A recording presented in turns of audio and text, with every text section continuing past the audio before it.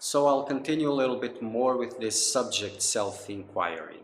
And I've been talking about the body-mind complex and the illusion that the body-mind complex is.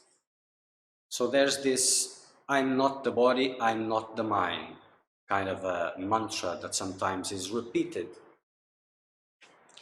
But to begin this, to embrace or be embraced by this, some kind of maturity must be there, as I've spoken earlier.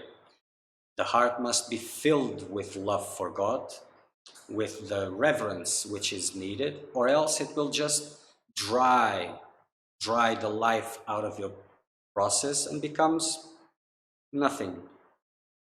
So before we go to complex explorations, we'll start by the basics. And the basics is the most important of all.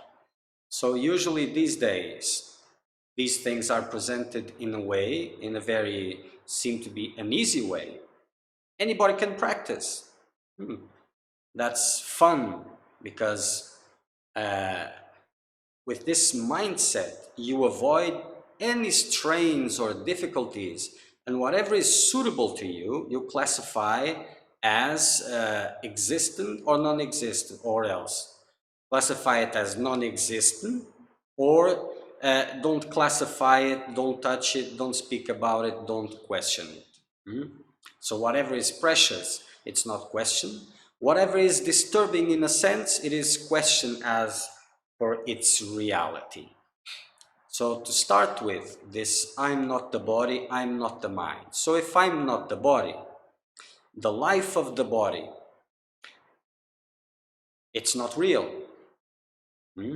So these structures that supposedly are to take care of the body and all of this, they are not a need. So these fears which are connected to these investments, they must be not conquered, maybe it's not the, but you need to gain some distance towards this. So this is where the things start to become alive. I'm not the body, I'm not the mind. So the life of this character, which is the body-mind complex, it is not real. It is not needed. So all these worries about this, they have to be put aside. Put aside. And by putting it aside, difficulties will come, pain will come intensely, and this is where you remain firm. This is not me, I'm not this. So when you go to this level of practice, social life, what is the point of a social life? What is the point of a future, of safety, of all these things? Because they are not real. So how can your time be spent feeding these things? And as people move around in these spiritual environments, the need to belong to a place, to a sangha, the need to mingle, the need for a relationship, the need for this, and inside this new life, this new spiritual life, oh, I'm not the body, oh, I'm not the mind. When some pain comes, when some difficulty arises, which difficulty?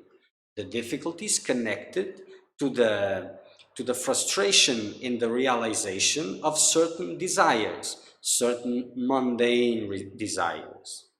This is where the practice becomes more intense. So this is child's play. Child's play.